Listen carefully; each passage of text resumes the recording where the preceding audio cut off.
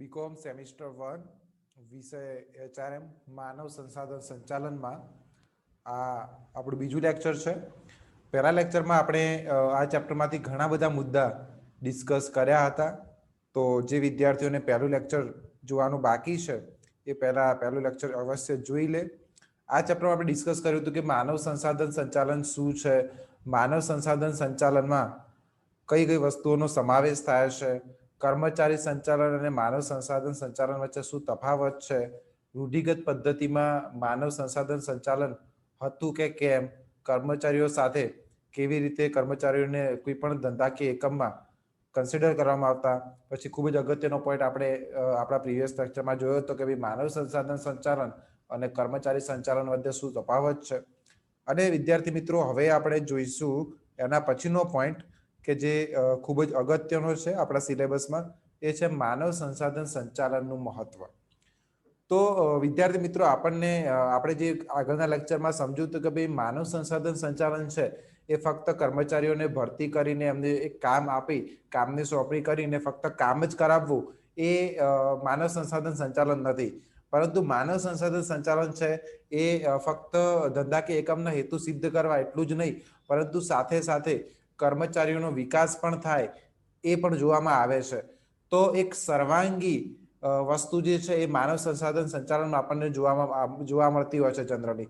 તો હવે માનવ સંસાધન સંચાલનનું મહત્વ શું છે એ આપણે જોઈશું. તો અહીંયા આપણને થોડીક વસ્તુ લખીને આપી છે કે સંચાલન એટલે જ કર્મચારી સંચાલન, એમ કહેનાર મેનેજમેન્ટ એસોસિએશનના એક વખતના પ્રમુખ શ્રી લોરેન્સ એપ્લીએ કદાચ થોડી અતિશયોક્તિ કરી હશે.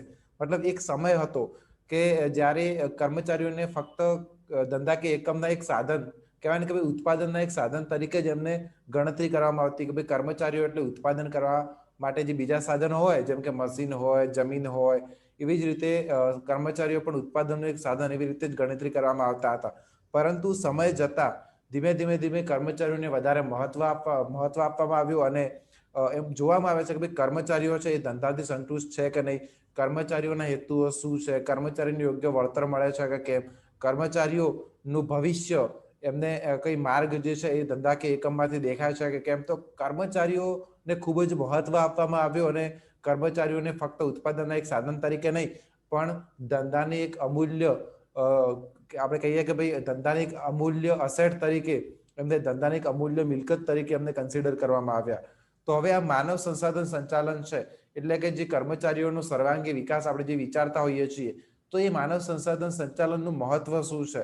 તો જો અહીંયા ઘણા બધા લેખકોએ આપણને અલગ અલગ પ્રકારની વ્યાખ્યાઓ આપી છે, જે તમે ધ્યાનથી વાંચી શકો છો. આપણે ફોકસ કરીશું માનવ સંસાધન સંચાલનના મહત્વ પર. તો આપણને સૌથી પહેલો પોઈન્ટ આપ્યો છે કે ભાઈ ધ્યેય સિદ્ધિ. હવે આપણે જ્યારે યોગ્ય કર્મચારીઓની પસંદગી કરીશું અને એમને યોગ્ય રીતે તાલીમ અને શિક્ષણ આપીશું, તો આપણા જે ધંધાકીય એકમનો આપણા જે ધંધાના જે હેતુઓ છે, જે ધ્યેય છે, કે દાખલા તરીકે આપણે વધારે નફો કમાવાનો છે, અથવા તો યોગ્ય ક્વોલિટી વસ્તુ જે છે આપણે પ્રોવાઈડ કરવાની છે, માર્કેટમાં આપણે એક બ્રાન્ડિંગ એટલે કે આપણું એક સ્થાન ઊભું કરવાનું છે. તો આ બધી વસ્તુ ત્યારે જ શક્ય બનશે જ્યારે કોઈ પણ ધંધાકીય એકમમાં કામ કરવાવાળા કર્મચારીઓ જે છે એ સંપૂર્ણ રીતે નિપુણ હશે, એમને યોગ્ય તાલીમ આપવામાં આવી હશે, યોગ્ય કર્મચારીઓની પસંદગી થઈ હશે. તો માનવ સંસાધન સંચાલનનું એક ખૂબ જ અગત્યનું આપણે કહીએ કે ભાઈ ખૂબ જ મહત્વનો આ પોઈન્ટ છે કે ભાઈ ધ્યેય સિદ્ધિ ત્યારે જ શક્ય બને છે જ્યારે યોગ્ય કર્મચારીઓની ભરતી કરવામાં આવે. આપણને બીજો પોઈન્ટ એ આપે છે કાર્યક્ષમતામાં વધારો. માનવ સંસાધન સંચાલનનો ઉદ્દેશ એ જ છે કે યોગ્ય કુશળતાવાળા કર્મચારીઓની નિમણૂક કરવી અને તેમની આવડત તથા કુશળતા તેમજ મુજબ તેમને કાર્યની સોંપણી કરવી. હવે કોઈ કર્મચારી છે એ દાખલા તરીકે માર્કેટિંગમાં એક્સપર્ટ હતો અને એ રીતને એ જ કામની સોંપણી કરવી અને એમાં એક જો કર્મચારી જે છે એ કાર્યથી સંતુષ્ટ હશે તો એની કાર્યક્ષમતામાં પણ ડેફિનેટલી વધારો થશે અને બહુ સારું કામ આપણને ઓછા સમયમાં કરી આપશે. તો માનવ સંસાધન સંચાલનનું કાર્ય એ પણ છે કે કર્મચારીને યોગ્ય કામ મળે અને એ કામથી સંપૂર્ણ રીતે સંતુષ્ટ હોય. પછી આપણને ત્રીજો પોઈન્ટ આપ્યો છે કે જુસ્સો ઊંચો લાવે છે. તો આપણે એમાં વાંચીશું કે જ્યારે કર્મચારીઓને પોતાની આવડત મુજબનું કાર્ય મળ્યું હશે અને કંપનીમાં તેની કારકિર્દી બનતી હશે તો તેનો જુસ્સો ઉચ્ચ સપાટી હશે. મતલબ કે હું કોઈ પણ કંપનીમાં કામ કરું છું, પણ હવે પ્રોબ્લેમ એવો છે કે એમાં કોઈ ગ્રોથ નથી મારો. એટલે કે હું આજે જે લેવલ પર કામ કરું છું, આજે મારું જેટલી સેલરી કે મને જે કંઈ પણ વળતર મળે છે, આજે જે છે આવનારા 10 વર્ષ પછી મને એટલું જ રહેવાનું હોય, અથવા તો હું જે સપાટીએ કામ કરું છું એ સપાટી પર જ હું રહેવાનો હોઉં, તો અલ્ટિમેટલી મને કામ કરવાનો કોઈ ઉત્સાહ જ નહીં હોય. પણ હા, જો મને એવું દેખાતું હોય કે ભાઈ હું જેટલું સારું કામ કરીશ અને જો હું આ કંપનીમાં યોગ્ય રીતે કામ કરીને લાંબા સમય સુધી ટકી રહીશ, તો ભવિષ્યમાં મારી સારી એવી કારકિર્દી બની શકે છે. તો જેનાથી શું છે કે મારો જુસ્સો વધારે હશે, હું યોગ્ય રીતે કામ કરીશ અને મને જલ્દીમાં જલ્દી મારો જે કહેવાય કે ડેવલપમેન્ટ, મારો ગ્રોથ કરવાનો, મારો વિકાસ કરવાની મને ઉતાવળ પણ હશે. એના પછી આપણે જોવા જઈએ તો માનવ સંસાધન સંચાલનમાં શિસ્તનું પાલન પણ ખૂબ જ અગત્યનો ઉદ્દેશ છે. માનવ સંસાધન સંચાલનનું એક કાર્ય એ પણ છે કે કર્મચારીઓ શિસ્તનું પાલન કરે તે તેણે જોવું જોઈએ. જ્યારે તાબેદારો ઉપરના ઉપરી અધિકારીઓના હુકમનો વિરોધ વિના પાલન કરે ત્યારે એમ કહેવાય કે કર્મચારીઓમાં શિસ્ત છે. મતલબ કે જે કાંઈ પણ ધારાધોરણ નક્કી કરવામાં આવે છે, ધંધાકીય એકમમાં જે એના બોર્ડ ઓફ ડાયરેક્ટર્સ છે, જે ધંધાકીય એકમના ઉચ્ચ અધિકારીઓ છે, એ જે કાંઈ પણ પોલિસીસ બનાવે છે, રૂલ્સ એન્ડ રેગ્યુલેશન બનાવે છે, જે કાંઈ પણ નિયમોનું ઘડતર કરે છે, એ નિયમોનું પાલન કર્મચારીઓ છે કોઈ પણ પ્રકારનો વાંધો ઉઠાવ્યા વગર કરે, તો એવું સમજી શકાય કે આ ત્યારે જ શક્ય બને છે જ્યારે કર્મચારીઓને તેમના કાર્યથી પૂરેપૂરો સંતોષ મળતો હોય. તો એ વસ્તુ ક્યારે શક્ય બને છે કે આપણે યોગ્ય માનવ સંસાધન સંચાલન છે એ કર્યું હોય. એના પછી છે માનવ સંસાધનના સંચાલનનો એક અગત્યનો મહત્વનો પોઈન્ટ છે કે માલિક કર્મચારી વચ્ચે સુમેળ બને છે. ધંધાના જે માલિક છે ને ધંધામાં જે કામ કરવાવાળા કર્મચારીઓ છે, બંને એકજૂટ થઈને કામ કરે, સુમેળ હોય, તો કામ યોગ્ય રીતે થશે. જ્યારે કર્મચારીઓ સંતુષ્ટ હોય, જ્યારે કર્મચારીઓ કોઈ પણ કંપનીમાં કામ કરે છે, કોઈ પણ ધંધાકીય એકમમાં કામ કરે છે, એ ધંધાકીય એકમથી સંતુષ્ટ હોય, ત્યારે માલિક અને કર્મચારી વચ્ચે સંબંધો ઉષ્મા ભર્યા હશે અને તેને પરિણામે ઔદ્યોગિક સંવાદિતા પણ સર્જાશે. તો વિદ્યાર્થી મિત્રો, આપણે આમાં જોઈ શકીએ છીએ કે માલિક કર્મચારીને સંતુષ્ટ રાખવા માટે અનેક પગલાં લે છે, જેવા કે કર્મચારીની કુશળતા અને આવડત પ્રમાણે કાર્યની સોંપણી કરવી, તાલીમ દ્વારા તેમનો વિકાસ કરવો, કારકિર્દી આયોજન દ્વારા કંપનીમાં જ તેની પ્રગતિની વ્યવસ્થા કરવી. તો એવી ઘણી બધી વસ્તુ છે જે કન્સિડર કરવામાં આવે છે કે જેનાથી કર્મચારીઓ છે એ જે તે ધંધાકીય એકમ સાથે સંકળાયેલા રહે, તેમાં જ લાંબા સમય સુધી કામ કરે અને કર્મચારીઓનો વિકાસ પણ સતત થતો રહે. આ બધી વસ્તુ જોવામાં આવે છે, જેનાથી શું છે કે કર્મચારીઓ ધંધાકીય એકમ સાથે સંતુષ્ટ રહેશે અને માલિક અને કર્મચારીઓ વચ્ચે સુમેળભર્યો સંબંધ પણ રહેશે. પછી એક વસ્તુ જોવામાં આવે છે, આપણે અત્યારે જોઈ રહ્યા છીએ માનવ સંસાધન સંચાલનનું મહત્વ, એમાં એક અગત્યનો પોઈન્ટ બીજો પણ છે કે કર્મચારીઓમાં જૂથ ભાવનાનો વિકાસ. આપણે કહીએ કે ટીમ વર્ક, એક યુનિટી હોવી જોઈએ. તો બધા કર્મચારીઓ જે છે એ એકજૂટ થઈને કામ કરશે. કર્મચારીઓ પોતાના સહકાર્યકર્તાઓ સાથે સારા સંબંધો રાખવા, તેમનામાં સંઘ ભાવનાનો વિકાસ થાય, તે માટે માનવ સંસાધન સંચાલન પ્રયત્ન કરે છે. અને અહીંયા હોર્થોનના પ્રયોગ પ્રમાણે જે પરિણામો સિદ્ધ થયા છે, તેમાં સમાન લાયકાતોવાળા કર્મચારીઓના જૂથો બનાવી કામ સોંપવામાં આવ્યું, તો ઉત્પાદકતામાં ઘણો વધારો થયો. બધા એક સાથે મળીને કામ કરશે તો દરેકનો કહેવાય કે ભાઈ આત્મવિશ્વાસ પણ વધશે અને ઉત્પાદકતા જે થાય છે એમાં પણ ડેફિનેટલી વધારો થવાનો છે. તો યુનિટી પણ ખૂબ જરૂરી છે. પછી આપણે આગળ જોઈએ માનવ સંસાધન સંચાલનના મહત્વમાં આગળ આપણને બીજો એક પોઈન્ટ આપ્યો છે કે ભાઈ કર્મચારીઓનો વિકાસ. તો જેમ આપણે કહીએ જ છીએ કે ભાઈ એક કર્મચારી સંચાલન કરતા માનવ સંસાધન સંચાલન અલગ કેવી રીતે પડે છે, તો એ ફક્ત ધંધા કે એકમના હિતનું જ નહીં, પણ કર્મચારીના હિતનું પણ વિચારવામાં આવે છે.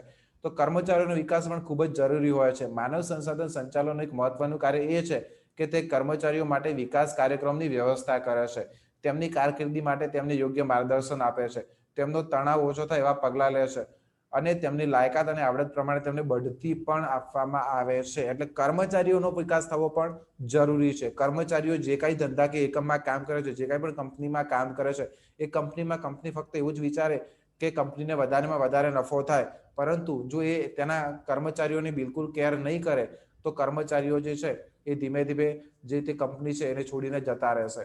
તો કહેવાનો મતલબ એ થાય છે કે માનવ સંસાધન સંચાલન છે એમાં કર્મચારીના વિકાસને પણ ખૂબ જ મહત્વ આપવામાં આવે છે. એટલે કે કંપનીના વિકાસ સાથે કર્મચારીનો વિકાસ થવો પણ ખૂબ જ જરૂરી છે. પછી 8મો પોઈન્ટ આપણને અહીંયા આપ્યો છે કે ભાઈ ગર્વની ભાવના સંતોષાય. મતલબ કે આપણને પ્રોફેસર મેસ્લોએ જણાવેલ આપણને જે ફિઝિયોલોજીકલ નીડ હતી, સેફટી નીડ હતી, સામાજિક નીડ હતી, એસ્થેટિક નીડ હતી, આ બધી આપણને જે પ્રોફેસર મેસ્લોએ જે નીડ્સ આપી હતી, એમાં આપણને સૌથી ઉપર આપી હતી સેલ્ફ એક્ચ્યુઅલાઇઝેશન, આત્મસિદ્ધિની જરૂરિયાતો. તો તો આપણે એમ જોઈ શકીએ કે મેસ્લોએ જણાવ્યું કર્મચારીની ઉચ્ચ સપાટીની જરૂરિયાત તેની ગર્વની ભાવના સંતોષવાની હોય છે. જો કોઈ કર્મચારી ઉચ્ચ સપાટી કામ કરે છે તો એને આપણે મોટિવેટ કેવી રીતે કરી શકીએ, તો એને કહેવાય કે ભાઈ ગર્વની ભાવના હોય છે. આપણે જોઈએ આગળ કે ભાઈ માનવ સંસાધન સંચાલન તેમને વિકાસની તકો આપે છે. મહત્વના નિર્ણયોમાં તેમની સાથે સલાહ મસહદ કરવામાં આવે છે. કેટલીક વાર પોતાના કાર્યોની બાબતમાં તેને નિર્ણય લેવાની સ્વતંત્રતા આપવામાં આવે છે. યોગ્ય સમય તેમને ઊંચા હોદ્દા પર બઢતી આપવામાં આવે છે. આ બધી વસ્તુ કરવામાં આવે છે કે ભાઈ ધંધા કે એકમમાં જે નીતિ વિષયક નિર્ણયો લેવાના હોય, કોઈ પણ નિર્ણય, તો એ નિર્ણય પ્રક્રિયામાં કર્મચારીઓને સામેલ કરવામાં આવે, કર્મચારીઓ પાસેથી પણ સલાહ લેવામાં આવે, સમય જતાં એમને બઢતી આપવામાં, આ બધી વસ્તુ કરવામાં આવે જેનાથી ગર્વની ભાવના જે છે એ કર્મચારીઓમાં સંતોષાય છે અને જેના દ્વારા કર્મચારીઓ યોગ્ય અને પોતાનું 100% આપી અને કંપનીમાં કામ કરતા હોય છે. એના પછી આપણે જો જોવા જઈએ તો ઉત્પાદન ખર્ચમાં ઘટાડો.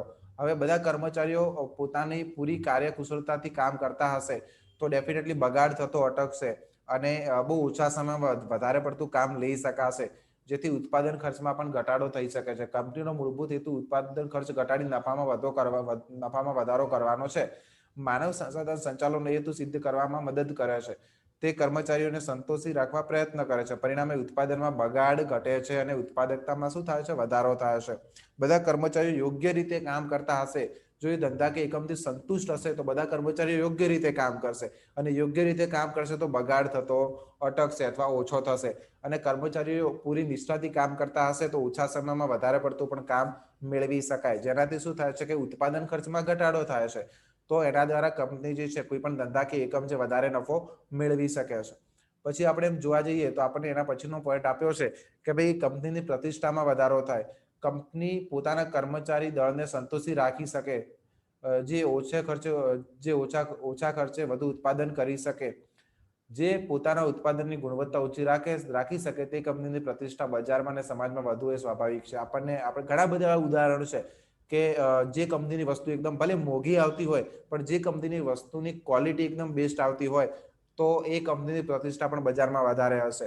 એટલે કર્મચારીઓ જે છે એ યોગ્ય રીતે જો ધંધાકીય એકમમાં કામ કરતા હશે તો જે ઉત્પાદિત વસ્તુ છે, જે વસ્તુની ક્વોલિટી છે, એ ડેફિનેટલી બેસ્ટ ક્વોલિટી મળશે અને જે માર્કેટમાં બજારમાં સારી ક્વોલિટી વાળી વસ્તુ વેચાતી હશે, ઉચ્ચ ગુણવત્તા વાળી વસ્તુ જે કંપની વેચતી હશે, એ કંપનીનો ડેફિનેટલી પ્રતિષ્ઠામાં પણ વધારો થવાનો જ છે.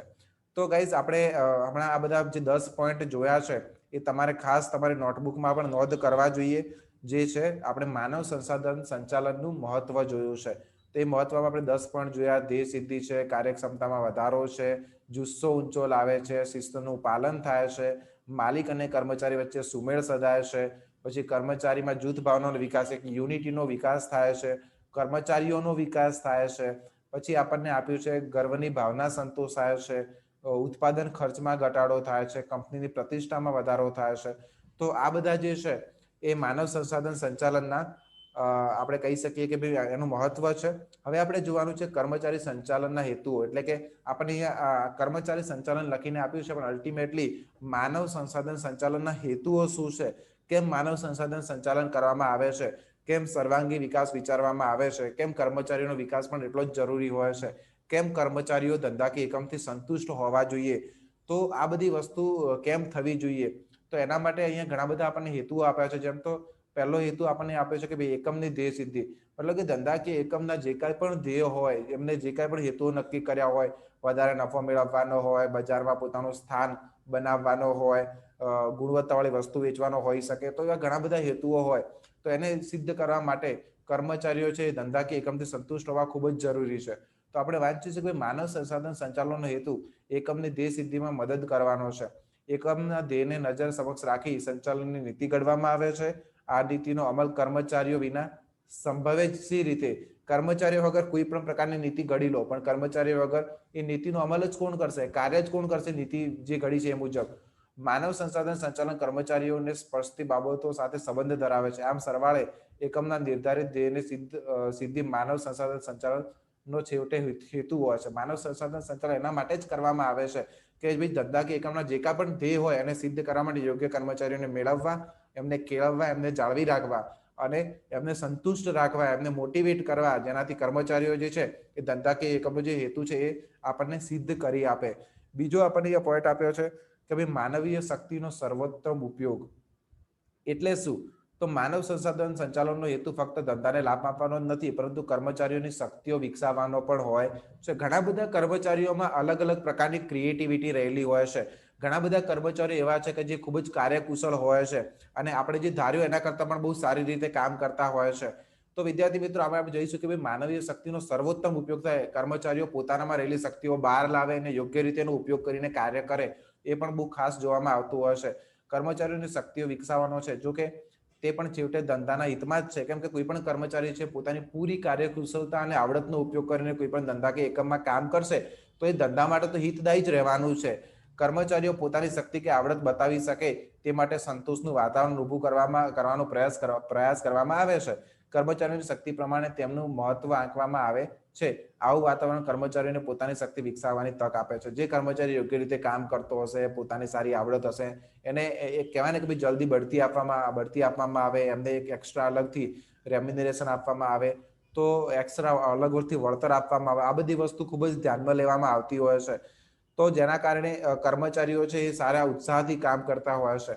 ત્રીજું આપણે એ જોવાનું છે કે ભાઈ કર્મચારીઓની કાર્યક્ષમતામાં વધારો. કાર્યક્ષમતામાં વધારો મતલબ કે કર્મચારી જે સમયમાં કામ કરે છે એના કરતાં પણ ઓછા સમયમાં કામ કરી શકે. કાર્યક્ષમતા વધે તો એ પણ માનવ જે સંસાધન સંચાલન છે એનો કહેવાય કે ભાઈ એક હેતુ છે.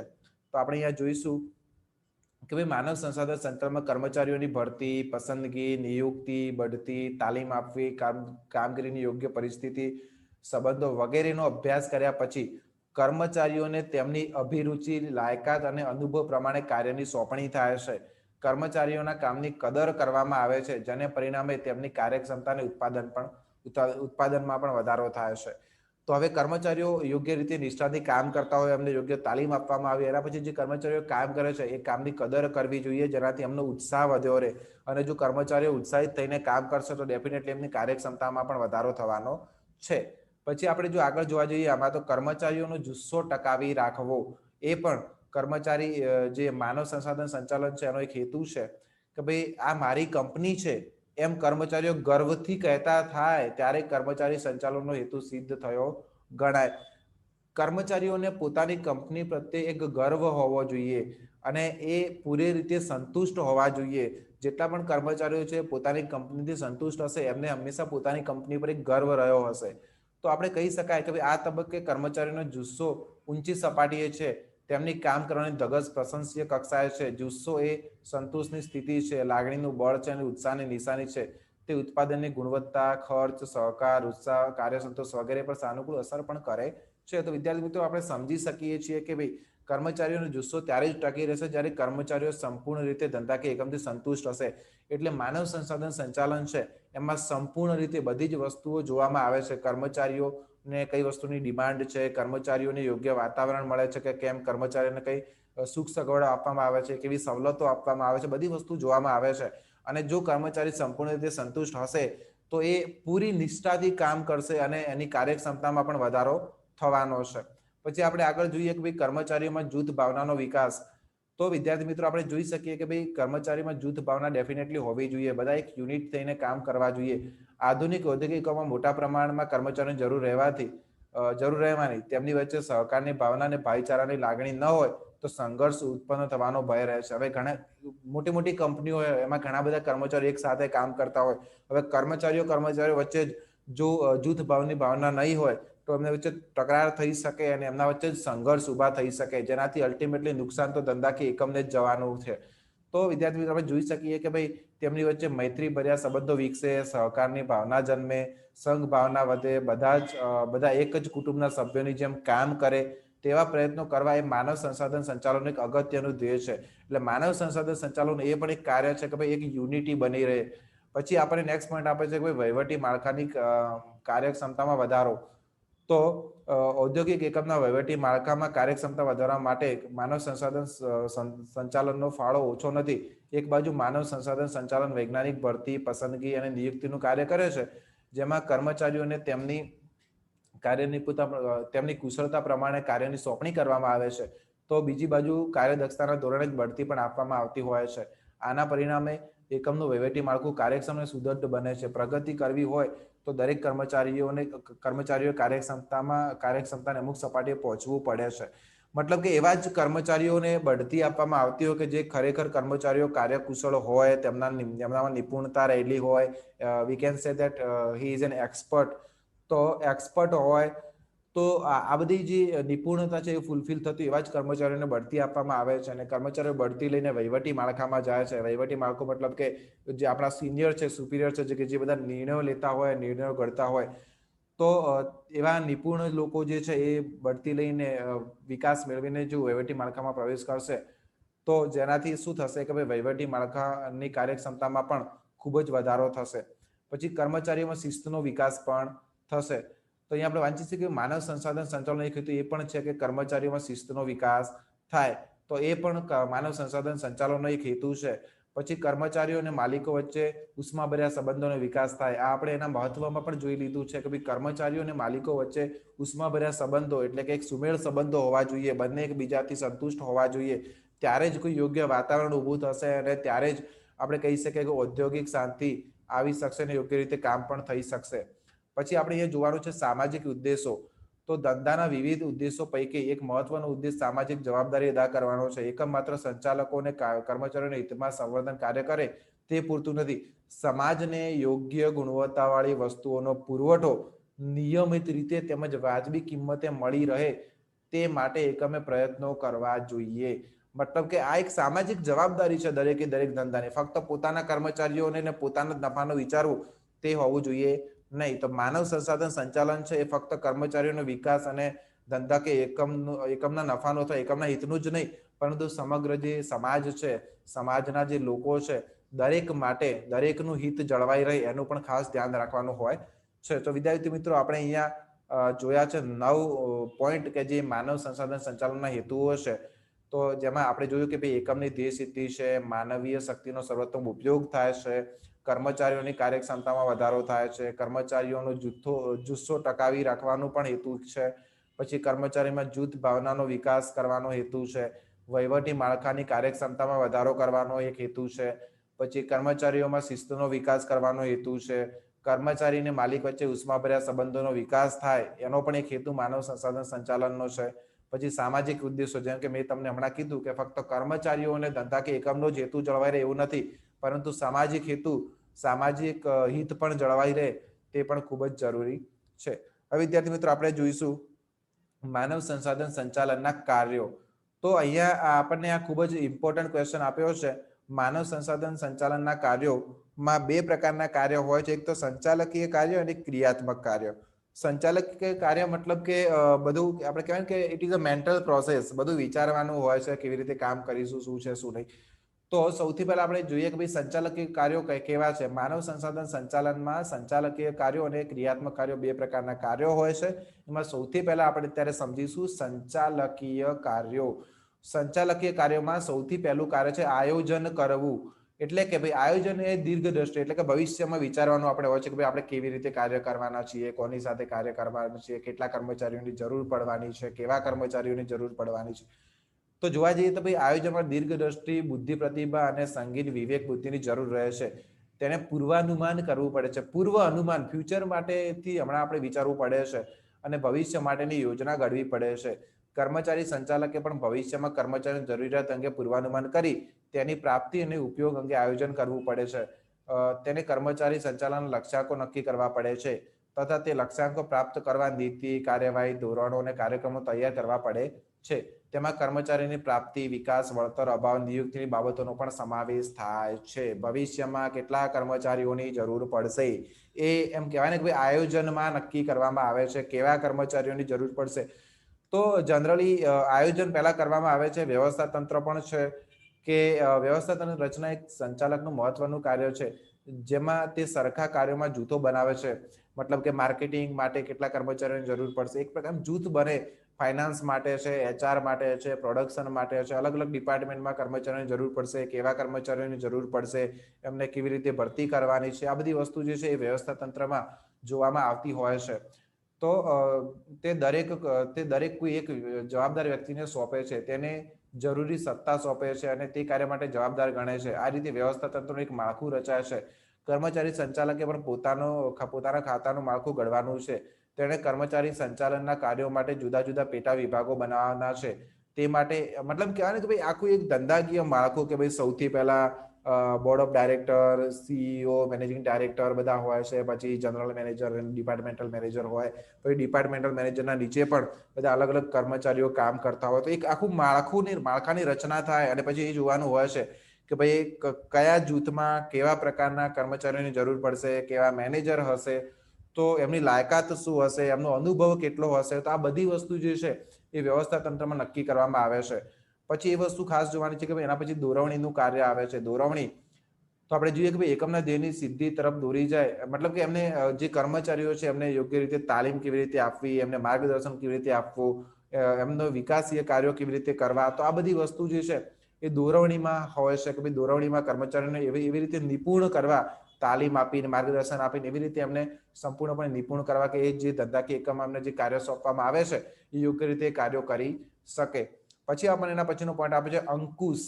અંકુશ એ ખૂબ જ જરૂરી છે કે ભાઈ કર્મચારીઓમાં અંકુશ કેવી રીતે રાખી શકાય. તો જે આપણે આયોજન કરતી વખતે જે ધોરણો નક્કી કર્યા છે કે ભાઈ કામ આ રીતે જ થવું જોઈએ, એટલું કામ થવું જોઈએ, એમાં એટલી ગુણવત્તા હોવી જોઈએ, આપણે એક સ્ટાન્ડર્ડ નક્કી કરીએ કે ભાઈ એટલું કામ તો થવું જ જોઈએ.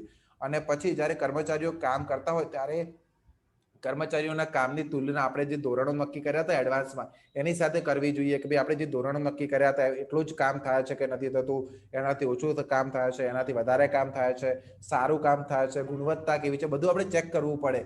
અને જો એવું લાગે કે ભાઈ આપણે જે ધોરણો નક્કી કર્યા હતા એ ધોરણો મુજબ કાર્ય થતું નથી તો પછી આપણે સુધારાત્મક પગલાં પણ લેવા પડે છે. તો એ અંકુશનું કાર્ય છે. તો આ હતા આપણે એમ કહી શકીએ કે સંચાલકીય કાર્યો, માનવ સંસાધન સંચાલનના કાર્યો આપણે અત્યારે જોઈ રહ્યા છીએ. એમાં બે પ્રકારના કાર્યો હોય, સંચાલકીય કાર્યો અને ક્રિયાત્મક કાર્યો. એમાં સંચાલકીય કાર્યોમાં આપણે જોયું આયોજન છે, વ્યવસ્થા તંત્ર છે, દોરવણી છે, અંકુશ છે. હવે આપણે જોવાનું છે ક્રિયાત્મક કાર્યો, ઓપરેટિવ ફંક્શન્સ, જેમાં સૌથી પહેલા કર્મચારી પ્રાપ્તિના કાર્યો, કર્મચારીઓને મેળવવા એટલે કે ભરતી કરવી, સિલેક્શન કરવું, એ આપણે ઓપરેટ મતલબ કે ફિઝિકલ આપણે જે સંચાલકીય કાર્યો છે ખાલી મગજનો જ ઉપયોગ કરવાનો હોય છે. જ્યારે હવે જે આ ક્રિયાત્મક કાર્યો છે એમાં we need to take the action, આપણે હવે મેદાનમાં આવવાનો સમય છે કે ભાઈ આપણે જે રીતે વિચાર્યું છે મુજબ કામ કરવા જવું પડે છે. તો યોગ્ય જગ્યા માટે કર્મચારીઓ મેળવવા એ કર્મચારી સંચાલન વિભાગનું મૂળભૂત કાર્ય છે. આ કાર્યમાં પ્રથમ કાર્ય માનવ શક્તિ આયોજનનું, જે દ્વારા કેટલા ને કયા પ્રકારના કર્મચારીની જરૂર પડશે. આપણે આયોજન ઓલરેડી કરી દીધું છે કે કેવા કર્મચારીની જરૂર છે, કેટલા કર્મચારીની જરૂર છે. પરંતુ ક્રિયાત્મક કાર્યોમાં સૌથી પહેલું કાર્ય છે કર્મચારી પ્રાપ્તિના કાર્યો. એટલે હવે આપણે એવા બધા કર્મચારીઓને મેળવવા એટલે કે ભરતી કરવી, પસંદગી કરવી, એ બધી વસ્તુનો સમાવેશ થાય છે. પછી આપણે બીજું કામ છે વિકાસના કાર્યો, એટલે કે કર્મચારીઓને યોગ્ય તાલીમ આપવી, એમને યોગ્ય માર્ગદર્શન આપવું. જે આપણે સંચાલકીય કાર્યો હતા એમાં જસ્ટ આપણે નક્કી કરીએ છીએ કે ભાઈ કેવા કર્મચારીઓને કયા પ્રકારની તાલીમ આપીશું, કેવું માર્ગદર્શન આપીશું. પરંતુ હવે આમાં આપણે ઓપરેશનલ ફંક્શનમાં આપણે વિકાસના કાર્યો એટલે કે એમને યોગ્ય તાલીમ આપવી એ બધી વસ્તુનો સમાવેશ થાય છે. આ કાર્યમાં સંગઠનમાં કામ કરતા કર્મચારીઓની કુશળતા, આવડત અને વધારો કરવાનો સમાવેશ થાય છે. કર્મચારીઓના વિકાસમાં તેનું શિક્ષણ અને તાલીમનો સમાવેશ થાય છે. તાલીમ કર્મચારીને તેનું વર્તમાન કાર્ય વધુ સારી રીતે કરવા તૈયાર કરે છે. તો આ બધી વસ્તુનો જે સમાવેશ છે એ વિકાસના કાર્યોમાં થાય છે. આપણે આગળ વાંચીશું. તે ઉપરાંત તેને ભવિષ્યમાં ઊંચા હોદ્દા ખાલી પડે તો તે સફળતાપૂર્વક ભરી શકાય તે માટે પણ તૈયાર કરવો. એટલે ફક્ત એવું જ નહીં કે વર્તમાનમાં જે કર્મચારીને કામ આપ્યું છે એ કામ માટે જ એને તૈયાર કરવો, નહીં. એને યોગ્ય રીતે એડવાન્સ તાલીમ આપવી જોઈએ કે જેનાથી ભવિષ્યમાં કોઈ સારી જગ્યા ઉપર ખાલી થાય તો ત્યાં પણ એ જઈને કામ કરી શકે. એના પછી કામ કરવાનું છે વળતરના કાર્યો. વળતરના કાર્યો એટલે શું? કર્મચારીઓ કામ કરે છે એમને યોગ્ય વળતર તો મળવું જ જોઈએ. કેમ કે તમે કર્મચારીને યોગ્ય રીતે વળતર નહીં આપો, યોગ્ય એને વેતન નહીં મળે તો કર્મચારી ધંધાકીય એકમથી સંતુષ્ટ હશે નહીં. તો એનાથી શું છે કે એની કાર્યક્ષમતા ઘટી જશે અને એનો જુસ્સો જ કામ કરવા માટે કોઈ જુસ્સો જ રહેશે નહીં. તો આ એક એવું કાર્ય છે કે જેમાં કર્મચારી માટે યોગ્ય અને વાજબી વેતન નક્કી કરવા સાથે સંબંધ છે. કર્મચારી કંપનીના ધ્યેયની સિદ્ધિમાં જે ફાળો આપે છે તેના બદલામાં તેને પૂરતું અને વાજબી વેતન મળવું જોઈએ. પછી આપણે જોવાનું છે એકીકરણના કાર્યો એટલે કે ઇન્ટિગ્રેશન ફંક્શન. એટલે શું? તો કર્મચારી સંતોષની લાગણી અનુભવે તેને એકીકરણના કાર્યો કહેવાય છે. કર્મચારી સંતુષ્ટ હોવો જોઈએ તો જે સારી રીતે કામ કરશે. પછી આપણે આગળ જોઈશું આમાં કે ભાઈ અહીં કર્મચારી સંચાલકે પ્રેરણા કે અભિપ્રેરણા પ્રશ્નો વિચારવા પડે છે. કાર્ય જીવનની ગુણવત્તા સુધારવાના કાર્યો કરવાના રહે છે. મજૂર સંઘો સાથે કામ પાડવાનું હોય છે અને તેમની સાથે જરૂરી કરારો કરવાના હોય છે. તો સામૂહિક સોદાગીરી પણ આ પ્રકારના કાર્યો જે છે એ છેવટે સંઘર્ષ, કચવાટ કે ફરિયાદ નિવારણ વગેરેના કાર્યો તેને સંભાળવાના હોય છે. મતલબ કે બધા એક સાથે મળીને સંતુષ્ટ રીતે સારી રીતે કામ કરી શકે એ પણ જોવાનું હોય છે. એ પણ માનવ સંસાધન સંચાલનનું એક અગત્યનું કાર્ય છે. પછી છે નિભાવના કાર્યો એટલે શું? તો નિભાવના કાર્યો આપણે જોઈશું કર્મચારીઓ પ્રાપ્ત કર્યા પછી તેમને નિભાવી રાખવાનું મહત્વનું કાર્ય કર્મચારી સંચાલન વિભાગે કરવાનું હોય છે.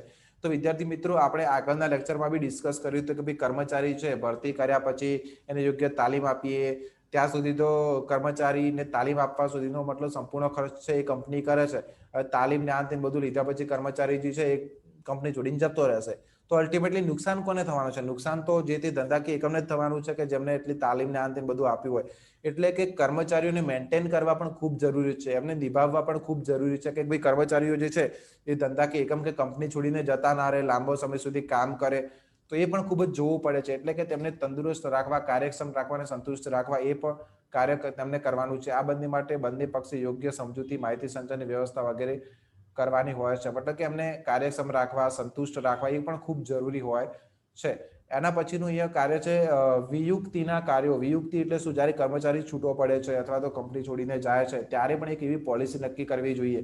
જેમ કે કર્મચારી કંપની છોડી જાય છે ત્યારે તેને વિયુક્તિ કહેવાય છે. તેમાં કર્મચારીની નિવૃત્તિ, લે ઓફ આપવો, નોકરીમાંથી છૂટા કરવા વગેરે બાબતોનો સમાવેશ થતો હોય છે. આ કાર્યમાં નિવૃત્ત થતા કર્મચારીઓ માટેના લાભો, કાર્યક્રમ વગેરે અંગેની નીતિ અને કર્મચારીઓને નોકરીમાંથી કાઢી મૂકવા પડે તો તેવી સ્થિતિ સર્જાય તો તે આપણે જોઈ શકીએ કે તે કયા સંજોગોમાં તેમ કરવું અને કઈ રીતે તે બાબત કર્મચારી સંચાલન વિભાગે વિચારવાની છે.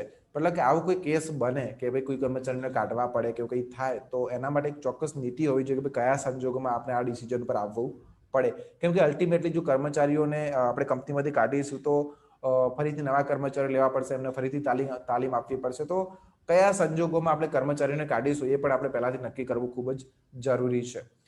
હવે વિદ્યાર્થી મિત્રો, આપણે જોવાનું છે માનવ સંસાધન વ્યવસ્થાપક એટલે કે જે મેનેજર છે, માનવ સંસાધન સંચાલક જે છે એટલે કે હ્યુમન રિસોર્સ જે મેનેજર છે એ કેવો હોવો જોઈએ, એમાં કયા પ્રકારની લાયકાત હોવી જોઈએ, તો એને પણ આપણે અત્યારે ડિસ્કસ કરી જ લઈશું. તો અહીંયા આપણને જે સમજૂતી આપી છે એ નીચે આપણને પોઈન્ટ વાઇઝ આપ્યું છે, તો આપણે જોઈશું કે ભાઈ એમાં કેવા ગુણો હોવા જોઈએ, કેવી લાયકાત હોવી જોઈએ. તો જેને આપણે પોઈન્ટ દ્વારા જ સમજવાનું છે, એટલે આમાં કંઈ વધારે ડીપમાં જઈશું નહીં, કેમ કે અહીંયા આપણને જે આપેલી બધી સમજૂતી છે જે આપણને અહીંયા નીચે આપી છે માનવ સંસાધન સંચાલક તરીકેની ભૂમિકા. તો એમાં આપણે અહીંયા જોઈશું કે સૌથી પહેલા એ કઈ કઈ ભૂમિકા ભજવે છે. તો પહેલી ભૂમિકા છે કે ન્યાયપરાયણતાની ભૂમિકા. એટલે કે શું?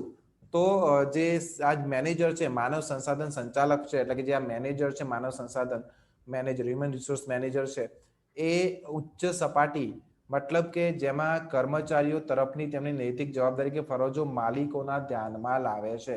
કંપનીના જે માલિકો હોય, કોઈ પણ ધંધાકીય પેઢીના જે માલિકો એમના ધ્યાનમાં લાવે છે કે ભાઈ કોઈ પણ કંપનીની અથવા ધંધાકીય એકમની એના કર્મચારીઓ પ્રત્યે કેવી ફરજ બને છે, એમની નૈતિક ફરજ શું છે, અને એટલે કે કર્મચારી તરફ માનવી દ્રષ્ટિએ જોવાનું અને તેમનું જીવન મુશ્કેલી ભર્યું ન રહે તેના તરફ ધ્યાન આપવાનું તેના માલિકોને સૂચવે છે.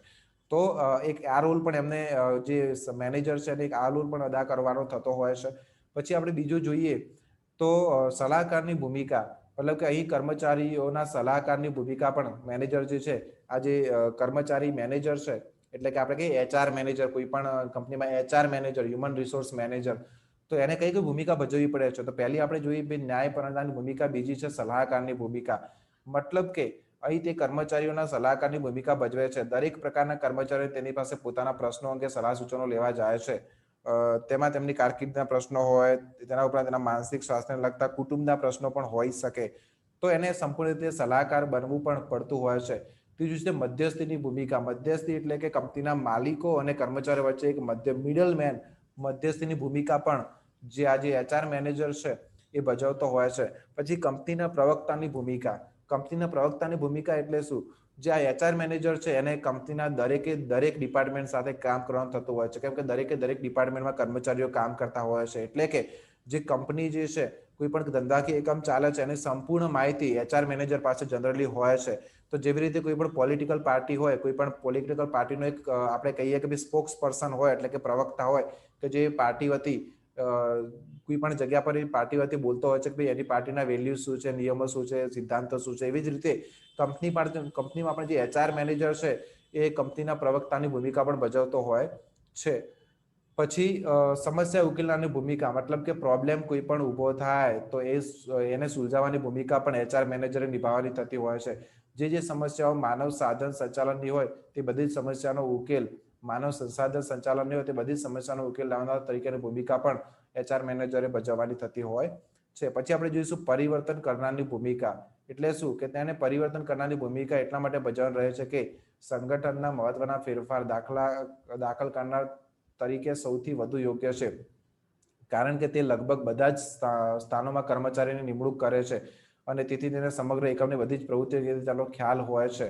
એટલે કે ભાઈ કર્મચારીઓને ભરતી કરવાનું કામ કોના દ્વારા થતું હોય છે? સામાન્ય રીતે તો HR મેનેજર દ્વારા થતું હોય છે, હ્યુમન રિસોર્સ મેનેજર દ્વારા થતું હોય છે.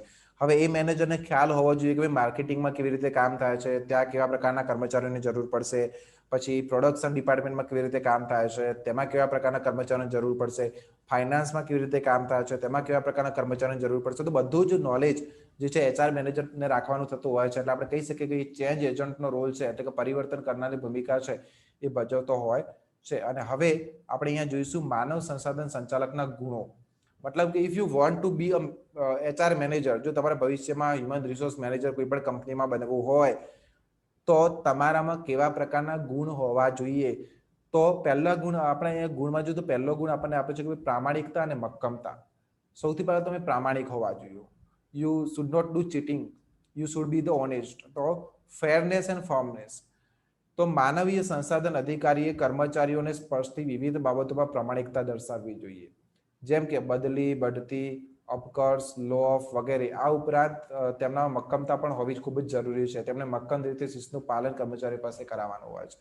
જ્યારે બઢતી કરવાની વાત આવે, જ્યારે બદલી કરવાની વાત આવે, એવી કોઈ પણ વાત હોય ત્યારે જે આ HR મેનેજર છે એને ન્યુટ્રલ રહેવું ખૂબ જરૂરી છે. પ્રામાણિકતા બતાવવી જોઈએ કે ભાઈ ખરે એવું નથી કે કોઈ કર્મચારી છે મારી સાથે બહુ ક્લોઝ છે અને મારા સાથે બહુ સારા સંબંધમાં છે તો પછી હું એને બઢતી અપાઈ દઉં, એટલે કે એને પ્રમોશન અપાઈ દઉં. એવું ના હોવું જોઈએ.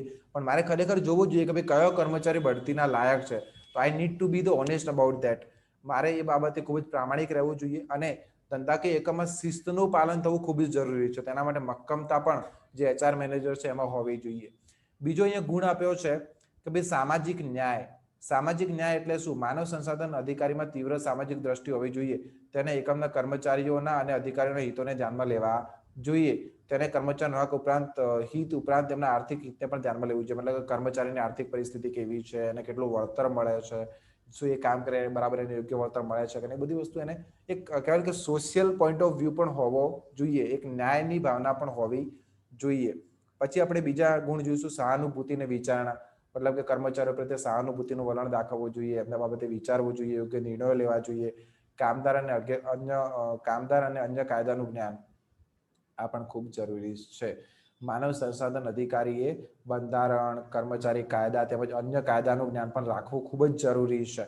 અને સરકારી નીતિ અને દેશની સામાન્ય આર્થિક પરિસ્થિતિની પણ જાણકારી માનવ સંસાધન સંચાલકે રાખવી ખૂબ જ જરૂરી હોય છે. માહિતી સંચારની કુશળતા, કોમ્યુનિકેશન સ્કિલ એકદમ સારી હોવી જોઈએ. મતલબ કે if you want to B the HR manager તો તમારી પાસે you must have a good communication skill. કેમ કે માનવ સંસાધન અધિકારીમાં માહિતી સંચારની કુશળતા હોવી ખૂબ જ જરૂરી છે. જો તે તેનામાં મોટા વક્તા તરીકેની કુશળતા હોય તો તે જરૂરી નથી, પરંતુ તેનામાં વિચારો સ્પષ્ટ અને સંક્ષિપ્તમાં રજૂ કરવાની કુશળતા હોવી જોઈએ. મતલબ કે શોર્ટ એન્ડ સ્વીટ, બહુ સારી રીતે બ્રીફમાં એ વ્યવસ્થિત કોમ્યુનિકેટ કરતો હોવો જોઈએ. પછી એના પછીનો પોઈન્ટ છે ત્વરિત નિર્ણય શક્તિ. ક્વિક ડિસિઝન લેવાની પણ એનામાં કુશળતા હોવી જોઈએ. આ ગુણ પણ એનામાં હોવા જોઈએ. તો આપણે જોઈશું માનવ સંસાધન અધિકારીમાં ત્વરિત નિર્ણય શક્તિના ગુણ હોવા જોઈએ. આથી તે રોજબરોજ ઉદ્ભવતા કર્મચારી પ્રશ્નોનું નિરાકરણ લાવી શકે. પછી વિશાળ સામાજિક દ્રષ્ટિબિંદુ, આપણે આગળ પણ જોયું તો સમાન જ પોઈન્ટ છે કે ભાઈ વિશાળ સામાજિક દ્રષ્ટિબિંદુ હોવી જોઈએ. આધુનિક સમયમાં સામાજિક જવાબદારીનો ખ્યાલ ખૂબ જ વ્યાપક બન્યો છે. આથી ઘણા એકમો સ્વૈચ્છિક રીતે સામાજિક જવાબદારી તરીકે કેટલીક પ્રવૃત્તિઓ અપનાવે છે. માનવ સંસાધન અધિકારીએ વિશાળ સામાજિક દ્રષ્ટિબિંદુ અપનાવવું જોઈએ. તેને તેના કર્મચારી તથા સમાજના લોકોની ઉન્નતિ માટે તેમજ ઉચ્ચ જીવનની ગુણવત્તા માટે પણ પ્રયત્નો કરવા જોઈએ. પછી આપણે જોઈશું નિપુણતા. નિપુણતા એટલે શું? તો માનવ સંસાધન અધિકારીમાં કર્મચારીઓને લગતી પ્રવૃત્તિની નિપુણતાપૂર્વક બજાવવાની શક્તિ હોવી જોઈએ. નિપુણતાને કારણે તે હિંમતપૂર્વક મુશ્કેલ પરિસ્થિતિનો પણ સામનો કરી શકે છે. તો ultimately he should be the competence. તો મતલબ કે નિપુણ હોવો જોઈએ. મતલબ જો તમે હ્યુમન રિસોર્સ મેનેજર એટલે કે HR મેનેજર બનવા માંગતા હો, જો તમે માનવ સંસાધન સંચાલક બનવા માંગતા હો, તો તમારામાં નિપુણતા હોવી પણ ખૂબ જ જરૂરી છે. પછી કુને અને સાધન સંપન્નતા, મતલબ કે માનવ સંસાધન સંચાલનમાં મુશ્કેલ પરિસ્થિતિનો સામનો કરવાનો કુને હોવો જોઈએ. મતલબ કે ક્યારેક પરિસ્થિતિ સારી હોય, ખરાબ હોય, તો એને સામનો કરવાનો એક ગુનો હોવો જોઈએ. કુને એટલે અમુક પરિસ્થિતિમાં સારું ને નિષ્પક્ષ શું તે નક્કી કરવાની શક્તિ. માનવ સંસાધન અધિકારીઓમાં સાધન સંપન્નતા હોવી જોઈએ, એટલે કે મુશ્કેલ પરિસ્થિતિમાં તેનામાં ખુલ્લું મન, તટસ્થતા અને અનુકૂળતાના ગુણો પણ હોવા ખૂબ જ જરૂરી છે. પછી વિદ્યાર્થી મિત્રો, હવે આપણે ચેપ્ટર પૂરું કરવા જ જઈ રહ્યા છીએ. તો આપણે અહીંયા જોઈશું શૈક્ષણિક લાયકાતો. તો કોસ્ટ એકાઉન્ટન્ટ છે, ડોક્ટર છે, એન્જિનિયર છે, ચાર્ટર્ડ વગેરે વ્યવસાય માટે અમુક લાયકાતો જરૂરી છે. તેવી લાયકાત માનવ સંસાધન સંચાલક માટે જરૂરી નથી, કારણ કે ભારતમાં કર્મચારી સંચાલનની સર્વોચ્ચ સંસ્થા the national institute of personal management NIPM આ બાબતમાં મૌન છે. આમ છતાં જો માનવ સંસાધન સંચાલક ડિગ્રી કે ડિપ્લોમા ધરાવતો હોય તો તે ઇચ્છનીય છે. કર્મચારી સંચાલનમાં MBA ની લાયકાત ધરાવતો સંચાલક ઇચ્છનીય ગણાય છે. મતલબ કે જો તમારે HR મેનેજર બનવું હોય તો એમ કે એવી કોઈ ચોક્કસ, જેમ કે CA કે ડોક્ટર બનવું હોય કે વકીલ બનવું હોય તો LLB degree, doctor, MBBS, MA, MS, MD, BA, MS, BH ચોક્કસ ડિગ્રી હોવી જોઈએ, તો જ તમે કહેતો તમે ડોક્ટર છો. તમારે જો CA બનવું હોય તો તમારે CA ની ડિગ્રી મેળવવી પડે છે, પરંતુ HR માં એવું કંઈ છે નહીં, કેમ કે આપણી જે સંસ્થા છે એને પણ હમણાં સુધી એ બાબતે કોઈ સ્પષ્ટતા કરી નથી. પરંતુ એમ કહી શકાય કે તો તેમ છતાં તમારામાં થોડીક લાયકાત હોય, તમે એમ કહેવાય કે ભાઈ તમે MBA જેવું કંઈ કર્યું હોય, એવી કોઈ ડિપ્લોમા કે એવો કોઈ કોર્સ કર્યો હોય, તો તમે ઇચ્છનીય કહેવાય કે ભાઈ તમે બની શકો છો અને સારું એવું કાર્ય HR મેનેજર તરીકે કરી શકો છો. અન્ય પણ અમુક લાયકાતો અહીંયા આપણને લખીને આપી છે. તો આ બધી વસ્તુ જે છે એ ખાસ ધ્યાનમાં લેવાની છે. તો વિદ્યાર્થી મિત્રો, અહીંયા તમારા HRM વિષયમાં આપણે પહેલું ચેપ્ટર છે એ પૂરું કરી ચૂક્યા છીએ. અને આ ચેપ્ટર દરમિયાન તમને એવો કોઈ પોઈન્ટ રહેતો હોય કે જેમાં કંઈ ખબર ના પડતી હોય કે કંઈ સમજાતું જ ના હોય કે કોઈ પણ પ્રકારની ક્વેરીઝ, કન્ફ્યુઝન કંઈ પણ હોય, તો તમે મારો સંપર્ક કરી શકો છો. અને આશા રાખું છું કે તમે અંદરના જે મહત્વના પોઈન્ટ છે તે તમારી નોટબુકમાં નોંધતા રહેજો અને એક સારી એવી નોટબુક પણ બનાવતા રહેજો, જેથી પરીક્ષા સમયમાં તમે બહુ ઓછા સમયમાં આખા ચેપ્ટરને રિવાઇઝ કરી શકો અને ફરીથી તમે એને યોગ્ય રીતે યાદ પણ કરી શકો. તો વિદ્યાર્થી મિત્રો, આ ચેપ્ટરમાં તમે જોઈ શકો છો આપણે ઘણા બધા પોઈન્ટ છે એ સારા આવે અને ડીપલી આપણે ડિસ્કસ કર્યા છે અને સમજ્યા છીએ કે ભાઈ માનવ સંસાધન સંચાલન શું છે. હવે આપણે બહુ ટૂંક જ સમયમાં બીજું ચેપ્ટર પણ ચાલુ કરીશું. એનું પણ લેક્ચર જે છે એ યુટ્યુબ પર અપલોડ કરીશું અને તમને એની લિંક પણ હું ગ્રુપમાં સેન્ડ કરી દઈશ. તો ગુડ બાય વિદ્યાર્થી મિત્રો.